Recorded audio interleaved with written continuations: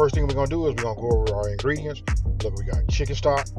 Then right here, this is just long grain rice. You can use, brown or white. We got kosher salt. As you can see, all of the ingredients and see how I lined them out.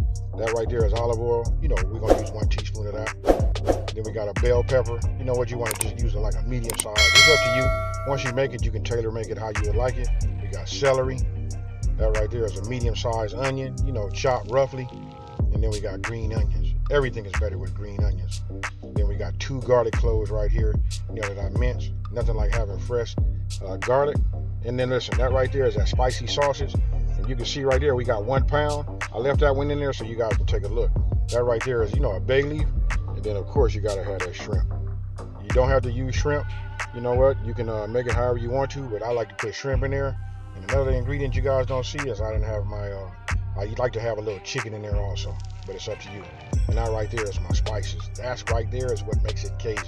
So when you see this right here, what I did was I took it out of the, I took the sausage out of the casing, and I just squeezed it out on the end, and then we just put it, just set it off to the side. And then we're gonna go ahead and heat up our pan. I'm using my Breville Wok. Hey, listen, if you guys ever get a chance to get one of those, get one. It's the best. So we're gonna start off by just taking 1 tablespoon of olive oil. You want to go ahead and put it in there. You want to put it like a medium-high heat, and then we're gonna start cooking. Go ahead and add your pork to it, your ground pork. And what we're gonna do is we're just gonna move it around. We're gonna cook it. We're gonna keep it moving, and we're gonna let it cook. And then once we get rid of the pink, then we're gonna move on, and we're gonna start adding our veggies. Now, when you're cooking your ground pork, what you want to do is you just want to cook it until the pinkness is gone and the meat looks like it's fully cooked. And then after that, we're going to go ahead and set that to the side. So listen, when it's done, you can see it right there. If you just push it off to the side like that, you can see that right there. You see that sizzling right there? That's the good, hey, that's what you want. Now we're going to start adding our veggies to it.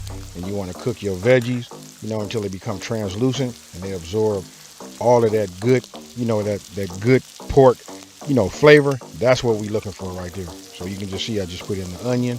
We went back with the bell peppers and now the celery. And now we're getting ready to just work that back and forth. And we're going to let that cook and steam until it, it absorbs the flavor. And then it'll look like that. And then, the last couple of minutes, it should, you just want to go ahead and add your minced garlic. I do that. I don't like to burn it, but I like the freshness from it. So you put that in there when everything is just wide open and absorbing everything. Just keep working it back and forth, just like you see right there. Now we come with the spices right there. And that right there is what's going to give us that, that Cajun, that flavor and, make it authentic.